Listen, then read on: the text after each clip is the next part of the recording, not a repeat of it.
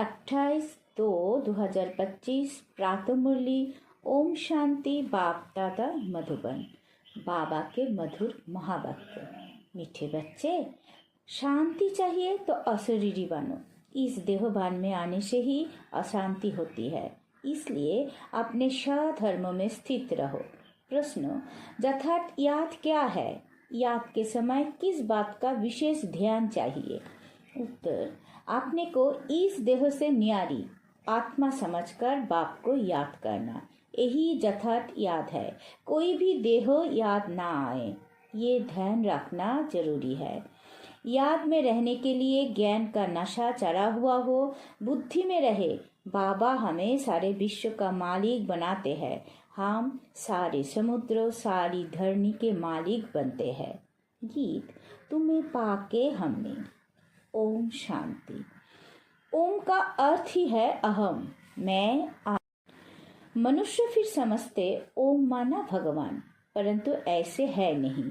ओम माना मैं आत्मा, मेरा ये शरीर है। कहते हैं ना ओम शांति। अहम आत्मा का सधर्म है शांत। आत्मा अपना परिचय देती है। मनुष्य भल ओम शांति कहते हैं, परंतु ओम का अर्थ कोई भी नहीं समझते हैं। ओम शांति अक्षर अच्छा है। हम आत्मा है, हमारा सधर्म शांत है। हम आत्मा शांति धाम की रहने वाली है। कितना सिंपल अर्थ है, लंबा चौड़ा कोई गपोरा नहीं है। इस समय के मनुष्य मात्र तो ये भी नहीं जानते कि अभी नई दुनिया है व पुरानी दुनिया है। नई दुनिया फिर पुरानी कब होती है, पुरानी से फिर नई दुनिया कब होती है, ये कोई भी नहीं जानते। कोई से भी पूछा जाए दुनिया नई कब होती है और फिर पुरानी कैसे होती है, तो कोई भी बता नहीं सकेंगे। अभी तो कलिजुगी पुरानी दुनिया है, नई दुनिया सत्ययुग को कहा जाता है। अच्छा, नई को फिर पुराना होने में कितने वर्ष लगते हैं, ये भी कोई नहीं जानते। मनुष्य होकर ये नहीं जानते, इसलिए इनको कहा जाता है जानवर से भी बदतर। जानवर तो अपने को कुछ कहते नहीं, मनुष्य कहते हैं हम पतित है, हे पतित पावन आओ, परंतु उनको जानते बिल्कुल ही नहीं। पावन अक्षर कितना अच्छा है। पावन दुनिया स्वर्ग नई दुनिया ही होगी। चित्र भी देवताओं के है, परंतु कोई भी समझते नहीं ये लक्ष्मी नारायण नई पावन दुनिया के मालिक है। ये सब बातें बेहद का बाफी बैड बच्चों को समझाते हैं। नई दुनिया स्वर्गों को कहा जाता है, देवताओं को कहेंगे स्वर्गवासी। अभी तो है पुरानी दुनिया नर्क, यह मनुष्य है नर्कवासी। कोई मरता है तो भी कहते हैं स्वर्गवासी हुआ, तो गोवा यहाँ नर्कवासी है ना, हिसाब से कहे भी देंगे बराबर ये नर्क ठहरा, परंतु बोलो तुम नर्कवासी हो तो बिगड़ पड़ेंगे। बाप समझाते हैं देखने में तो भल मनुष्य है, सूरत मनुष्य की है, परंतु सीरत बंदर जैसी है। ये भी गाया हुआ है ना, खुद भी मंदिरों में जाकर देवताओं के आगे गाते हैं आप सर्वगुण संपन्न। आपने लिए क्या कहेंगे, हम पापी नीच है, परंतु सीधा कहो कि तुम भिखारी हो तो बिगड़ पड़ेंगे। इसलिए बाप सिर्फ बच्चों से ही बात करते हैं, समझाते हैं, बाहर वालों से बात नहीं करते, क्योंकि कलिजुगी मनुष्य है नरकवासी। अभी तुम हो संगम युगवासी, तुम पवित्र बन रहे हो। जानते हो हम ब्राह्मणों को शिव बाबा पढ़ाते हैं, वो पतित पावन है। हम सभी आत्माओं को ले जाने के लिए बाप आए हैं। कितनी सिंपल बातें हैं। बाप कहते हैं बच्चे तुम आत्माएं शांति धाम से आती हो पार्ट बजाने। इस दुख धाम में सभी दुखी है, इसलिए कहते हैं मन को शांति कैसे हो। ऐसे नहीं कहते आत्मा को शांति कैसी हो।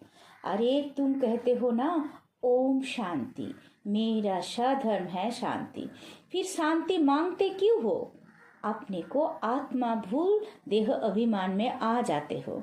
आत्माएं तो शांति धाम के रहने वाली है, यहाँ फिर शांति कहाँ से मिलेगी। अशरीरी होने से ही शांति होगी।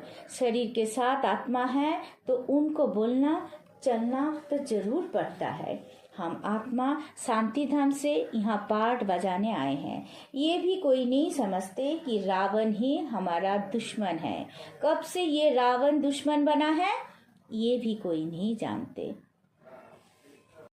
बड़े बड़े विद्वान पंडित आदि एक भी नहीं जानते कि रावण कौन है, कौन जिसका हम एपीजी बनाकर जलाते हैं, जन्म जन्मांतर जलाते आए थे। कुछ भी पता नहीं। कोई से भी पूछो रावण कौन है, कह देंगे ये सब तो कल्पना है, जानते ही नहीं। तो और क्या रिस्पॉन्ड देंगे। शास्त्रों में भी है ना, हे राम जी संसार बना ही नहीं है, ये सब कल्पना है, ऐसे बहुत कहते हैं। अब कल्पना का अर्थ क्या है। कहते हैं ये संकल्पों की दुनिया है, जो जैसा संकल्प करता है वो हो जाता है। अर्थ नहीं समझते। बाप बच्चों को बैठ समझाते हैं। कोई तो अच्छी रीति समझ जाते हैं, कोई समझते ही नहीं है। जो अच्छी रीति समझते हैं उनको सगे कहेंगे, और जो नहीं समझते हैं वो लगे अर्थात सौतेले हुए। आप सौतेले बारिश थोड़ी ही बनेंगे। बाबा के पास मातेले भी है तो सौतेले भी है। मातेले बच्चे तो बाप की श्रीमत पर पूरा चलते हैं, सौतेले नहीं चलेंगे। बाप कह देते हैं ये मेरी मत पर नहीं चलते हैं, रावण की मत पर है। राम और रावण दो अक्षर है, राम राज्य और रावण राज्य अभी है संगम। बाप समझाते हैं ये सब ब्रह्मा कुमार या शिव बाबा से वर्षा ले रहे हैं, तुम लेंगे, श्रीमत पर चलेंगे। तो कहते हैं कौन सी मत। बाप श्रीमत देते हैं कि पवित्र बनो। कहते हैं हम पवित्र रहे, फिर पति ना माने तो मैं किसकी मानूं। वो तो हमारा पति परमेश्वर है, क्योंकि भारत में ये सिखलाया जाता है कि पति तुम्हारा गुरु, ईश्वर आदि सब कुछ है। परंतु ऐसा कोई समझते नहीं है। उस समय हाँ कर देते हैं, मानते कुछ भी नहीं है, फिर भी गुरुओं के पास मंदिरों में जाते रहते हैं। पति कहते हैं हे तुम बाहर मत जाओ, हम राम की मूर्ति तुमको घर में रख कर देते हैं, फिर तुम अयोध्या आदि में क्यों भटकती हो। तो मानती नहीं। ये है भक्ति मार्ग के धक्के। वो जरूर खाएंगे, कभी मानेंगे नहीं। समझते हैं वो तो उनका मंदिर है। अरे तुमको याद राम को करना है कि मंदिर को, परंतु समझते नहीं। तो बाप समझाते हैं भक्ति मार्ग में कहते भी हो हे भगवान आकर हमको सद्गति करो, क्योंकि वो एक ही सर्व का सद्गति दाता है। अच्छा वो कब आते हैं ये भी कोई नहीं जानते। बाप समझाते हैं रावण ही तुम्हारा दुश्मन है। रावण का तो वंडर है, जो जलाते ही आते हैं लेकिन मरता ही नहीं है। रावण क्या चीज है ये कोई भी नहीं जानते। अभी तुम बच्चे जानते हो हमको बेहद के बाप से वर्षा मिलता है। शिव जयंती भी मनाते हैं, परंतु शिव को कोई भी जानते नहीं है।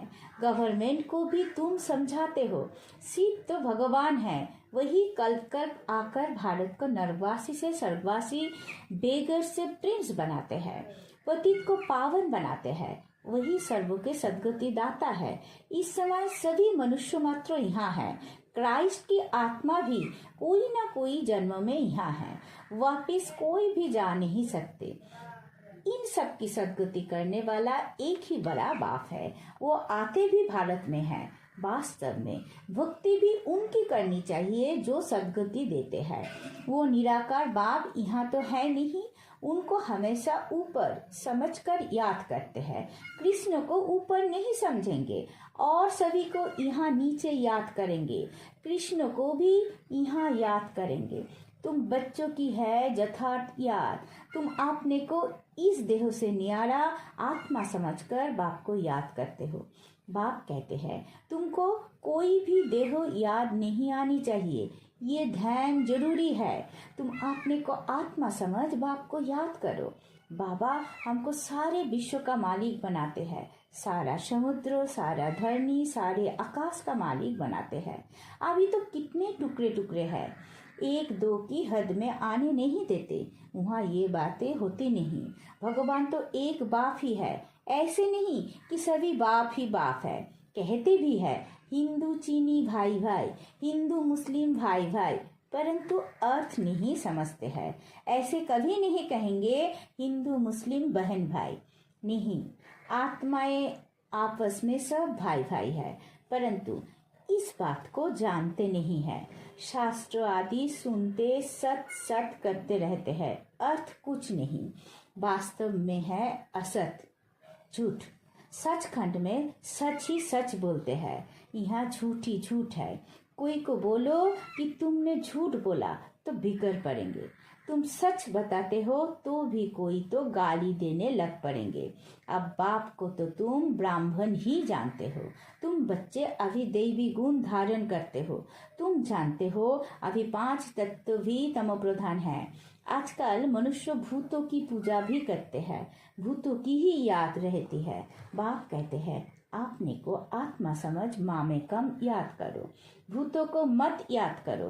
गृहस्थ व्यवहार में रहते हुए बुद्धि का जोग बाप के साथ लगाओ। आप देही अभिमानी बनना है, जितना बाप को याद करेंगे तो विकर्म विनाश होंगे। ज्ञान का तीसरा नेत्र तुमको मिलता है। अभी तुमको विकर्माजित बनना है, वो है विकर्माजित संगवत, ये है विकर्मी संगवत। तुम योग बल से विकर्म पर जीत पाते हो। भारत का जोग तो मशहूर है, मनुष्य जानते नहीं है। सन्यासी लोग बाहर में जाकर कहते हैं कि हम भारत का जोग सिखलाने आए हैं, उनको तो पता नहीं ये तो हठ जोगी है, वो राजयोग सिखला ना सके। तुम राजऋषि हो, वो है हद के सन्यासी, तुम हो बेहद के सन्यासी। रात दिन का फर्क है। तुम ब्राह्मणों के सिवाय और कोई भी राजयोग सिखला ना सके, ये है नई बातें। नया कोई समझ ना सके, इसलिए नए को कभी अलाउ नहीं किया जाता है। ये इंद्र सभा है ना, इस समय है सब पत्थर बुद्धि। सत्ययुग में तुम बनते हो पारस बुद्धि, अभी है संगम। पत्थर से पारस सिवाय बाप के कोई बना ना सके। तुम यहाँ आए हो पारस बुद्धि बनने के लिए। बराबर भारत सोने की चिड़िया था ना, ये लक्ष्मी नारायण विश्व के मालिक थे ना, ये कभी राज्य करते थे, ये भी किसी को पता थोड़ी ही है। आज से 5000 वर्ष पहले इन्हों का राज्य था। फिर ये कहाँ गए? तुम बता सकते हो 84 जन्म भोगे। अभी तमो प्रधान है, फिर बाप द्वारा सत्य प्रधान बन रहे हैं। तत्तम, ये नले सिवाय बाप के साधु संत आदि कोई भी दे ना सके। वो है भक्ति मार्ग, ये है ज्ञान मार्ग। तुम बच्चों के पास जो अच्छे अच्छे गीत है उन्हें सुनो तो तुम्हारे रोमांच खड़े हो जाएंगे, खुशी का पड़ा एकदम चढ़ जाएगा। फिर वो नशा स्थायी भी रहना चाहिए, ये है ज्ञान अमृत। वो शराब पीते हैं तो नशा चढ़ जाता है, यहाँ ये तो है ज्ञान अमृत। तुम्हारा नशा उतरना नहीं चाहिए, सदैव चढ़ा रहना चाहिए। तुम इन लक्ष्मी नारायण को देख कितने खुश होते हो। जानते हो हम श्रीमत से फिर शिष्टाचारी बन रहे हैं। यहाँ देखते हुए भी बुद्धि जोग बाप और वर्षों में लगा रहे। अच्छा, मीठे मीठे सी कीलत है बच्चों प्रति माता पिता बाप दादा का याद प्यार और गुड मॉर्निंग। रूहानी बाप की रूहानी बच्चों को नमस्ते। हम सब रूहानी बच्चों की रूहानी माता पिता बाप दादा को याद प्यार गुड मॉर्निंग, नमस्ते नमस्ते नमस्ते। सदा रहेंगे हंसते। शुक्रिया मीठा बाबा, शुक्रिया। धारणा के लिए मुख्य सार। पहला पॉइंट, विकर्माजीत बनने के लिए जो बल से विकर्म पर जीत प्राप्त करनी है। यहाँ देखते हुए बुद्धि जो बाप और वर्षों में लगा रहे। दूसरा, बाप के वर्षों का पूरा अधिकार प्राप्त करने के लिए मातेला बनना है। एक बाप की ही श्रीमत पर चलना है। बाप जो समझाते हैं वो समझकर दूसरों को समझाना है। वरदान, दिव्य बुद्धि की लिफ्ट द्वारा तीनों लोकों का सैर करने वाला सहयोगी भवो। संगम युग पर सभी बच्चों को दिव्य बुद्धि की लिफ्ट मिलती है। इस वंडरफुल लिफ्ट द्वारा तीनों लोकों में जहाँ चाहो वहाँ पहुँच सकते हो।